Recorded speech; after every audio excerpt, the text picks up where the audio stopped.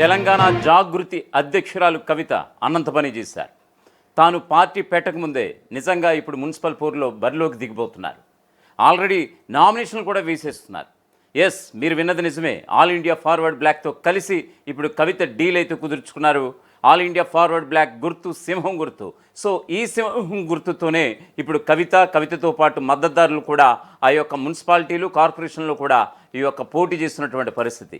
నిన్నటి నుంచే ఈ యొక్క నామినేషన్ల ప్రక్రియ కూడా ప్రారంభమైంది. సో కవిత జాగృతి పేరు మీద ఎవరైతే మద్దతుదారులు ఉన్నారో వీళ్ళందరూ కూడా నిన్నటికి నిన్న చాలా భారీ సంఖ్యలో జాగృతి తరపున కూడా చాలా భారీ సంఖ్యలో నామినేషన్లు కూడా వేసినటువంటి సందర్భం. అయితే ఇది ఖచ్చితంగా తండ్రి కేసీఆర్కి అన్న కేటీఆర్కి ఖచ్చితంగా పెద్ద ఎదురు దెబ్బ అంటున్నారు రాజకీయ విశ్లేషకులు. ఖచ్చితంగా ఇది బీఆర్ఎస్ గ్రాఫ్ తగ్గడానికి ఇది ఒక ప్రధాన కారణంగా చెప్పుకొస్తున్నారు. దీనికి సంబంధించినటువంటి ఒక పూర్తి స్థాయి అప్డేట్ చూద్దాం. తెలంగాణ మున్సిపల్ ఎన్నికల నేపథ్యంలో Telangana Jagruthi all India forward bloc party కలిసి పోటీ చేస్తున్నాయి. జాగృతి అభ్యర్థులు ఫార్వర్డ్ బ్లాక్ సింహం గుర్తుపై పోటీ చేస్తున్నారు. ఇక తొలి రోజు 902 నామినేషన్లు దాఖలయ్యాయి. ఫిబ్రవరి 11న పోలింగ్ జరగబోతున్నటువంటి సంగతి తెలిసిందే. తెలంగాణ మున్సిపల్ ఎన్నికల నగారా మోగడంతో రాష్ట్ర రాజకీయాలు హీటెక్కిపోయాయి. ప్రధాన పార్టీలతో పాటు చిన్న పార్టీలు అలాగే స్వతంత్ర అభ్యర్థులు తమ వ్యూహాలకు పదును పెడుతున్నారు. ఈ నేపథ్యంలో తెలంగాణ జాగృతి అధ్యక్షురాలు కవిత మద్దతుదారులు ఎన్నికల బరిలో నిలిచేందుకు కూడా సిద్ధమయ్యారు. ఆల్ ఇండియా ఫార్వర్డ్ బ్లాక్ పార్టీతో కలిసి పోటీ చేసేందుకు రెడీ అయ్యారు కవిత. ఈ మేరకు జాగృతి అధ్యక్షురాలు కవిత అలాగే ఆల్ ఇండియా ఫార్వర్డ్ బ్లాక్ రాష్ట్ర నాయకత్వం మధ్య జరిగినటువంటి కీలక చర్చలు కూడా ఫలించాయి. రానున్నటువంటి పురపాలక ఎన్నికల్లో తెలంగాణ జాగృతికి చెందినటువంటి ఔత్సాహిక అభ్యర్థులు ఆల్ ఇండియా ఫార్వర్డ్ బ్లాక్ పార్టీకి చెందినటువంటి సింహం గుర్తుపై పోటీ చేస్తున్నారు. కేవలం ఎన్నికలకే పరిమితం కాదు వీరి మధ్య కుదుర్చుకున్నటువంటి డీల్. భవిష్యత్తులో కూడా ప్రజా సమస్యలపై ఉమ్మడిగా పోరాడాలని ఇరుపక్షాలు కూడా అంగీకారానికి వచ్చాయట. హైదరాబాద్లోని ఫార్వర్డ్ బ్లాక్ కార్యాలయంలో జరిగినటువంటి ఈ సమావేశం కొత్త రాజకీయ సమీకరణాలకు నాంది పలకబోతోందా అని అంటే గనక ఎస్ అని అంటున్నారు పొలిటికల్ అనలిస్టులు. తొలి రోజు నామినేషన్ల జోరు. ఇక బుధవారం నామినేషన్ల స్వీకరణ మొదటి రోజే అభ్యర్థులు పెద్ద ఎత్తున తరలి వచ్చారు. మొత్తం 2996 వార్డులకు గాను తొలి రోజే 902 నామినేషన్లు దాఖలయ్యాయి. 890 మంది అభ్యర్థులు పోటీలో నిలవగా కొందరు అభ్యర్థులు 2 సెట్ల నామినేషన్ సెట్స్ను సమర్పించారు. క్షేత్రస్థాయిలో తమ పట్టు నిరూపించుకునేందుకు అభ్యర్థులు ఉత్సాహం చూపుతున్నారు. మొదటి రోజు నామినేషన్ల పర్వంలో కాంగ్రెస్ పార్టీ అత్యధికంగా 382 నామినేషన్లతో అగ్రస్థానంలో నిలిచింది. ఇక బీఆర్ఎస్ విషయానికి వస్తే కనుక 258 నామినేషన్లతో రెండో స్థానంలో ఉంది.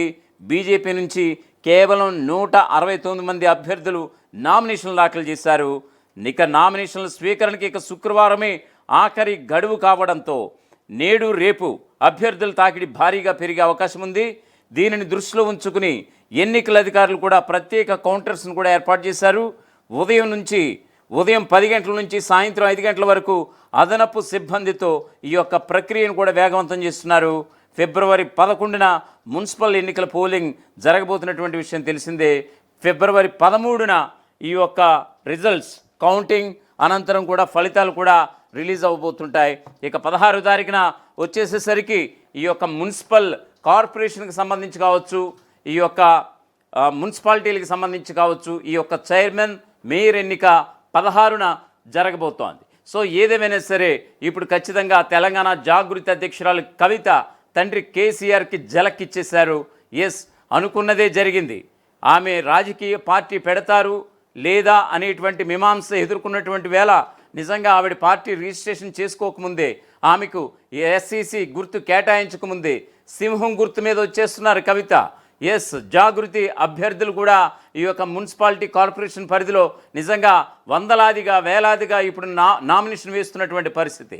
అయితే ఇది కాంగ్రెస్కి మైనసా, బీజేపీకి మైనసా, ప్రధానంగా బీఆర్ఎస్కి మైనస్ అని అంటే కనుక ఖచ్చితంగా ఎస్, తన ఈ యొక్క ఏదైతే మాతృ పార్టీ ఉందో గతంలో ఉన్నటువంటి ఈ కీలకంగా వ్యవహరించారో ఆ యొక్క పార్టీకి, తన తండ్రి పార్టీకి, తన అన్న అయినటువంటి బీఆర్ఎస్ వర్కింగ్ ప్రెసిడెంట్గా ఉన్నటువంటి ఈ యొక్క పార్టీకి ఖచ్చితంగా కవిత పోటీ చేస్తుండడం నిజంగా వాళ్ళకి అతిపెద్ద మైనస్గా చెప్పుకొస్తున్నారు.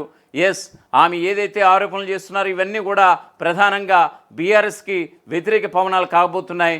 ఎస్, ఇప్పుడు ఆల్రెడీ పంచాయతీ ఎన్నికల్లో కేవలం రన్నరప్గానే మిగిలినటువంటి ఈ యొక్క బీఆర్ఎస్ పార్టీకి ఖచ్చితంగా ఈ ఎన్నికల్లో ఖచ్చితంగా కొత్త జోష్ నిలవాలనుకున్నటువంటి కేసీఆర్ మీద ఆశల మీద నీళ్లు చల్లేసింది కూతురు అని అంటే కనుక ఇందులో ఎలాంటి అతిశయోక్తి లేదు.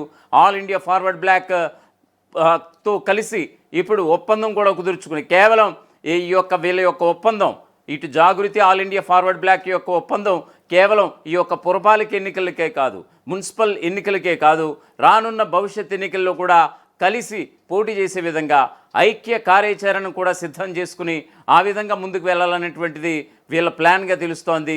ఏదేమైనా సరే సింహం గుర్తు మీద తొలి రోజే నామినేషన్లు జాగృతి తరపున భారీ సంఖ్యలో ఈ యొక్క దాఖలైనటువంటి పరిస్థితి. ఎస్, మరి ఆమె ఎప్పుడు ప్రచార పర్వంలోకి దిగబోతున్నారనేటువంటి విషయం కూడా ఇప్పుడు సర్వత్రా ఆసక్తి రేకెత్తిస్తోంది. ఎందుకనంటే సుమారుగా 10 ఏళ్ల పాటు పాలించినటువంటి బీఆర్ఎస్ పాలనపైనే ఆమె పార్టీ నుంచి బయటకు వచ్చాక తన తండ్రి పైన, మరీ ముఖ్యంగా తన అన్న కేటీఆర్ పైన, అలాగే పార్టీ ముఖ్యులుగా ఉన్నటువంటి హరీష్ రావు, అలాగే సంతోష్ కుమార్ ఇటువంటి నేతలపైన కూడా చాలా దారుణాతి దారుణమైనటువంటి విమర్శలు చేసినటువంటి సందర్భం. సో ఏదేమైనా సరే ఖచ్చితంగా ఇప్పుడు ఎన్నికల పర్వంలో ఆమె రివర్స్ అటాక్ ఎలా ఉండబోతోంది. ఇప్పుడు కేవలం 2 ఏళ్ళు పరిపాలన పూర్తి చేసుకున్నటువంటి కాంగ్రెస్ పార్టీ పైన, లేకపోతే 10 ఏళ్ళు పూర్తి చేసుకున్నటువంటి ఈ యొక్క దీనికి సంబంధించి ఈ యొక్క బీఆర్ఎస్ పార్టీ పైన ఏమనేది కూడా ఇప్పుడు తెలియాల్సి ఉంది.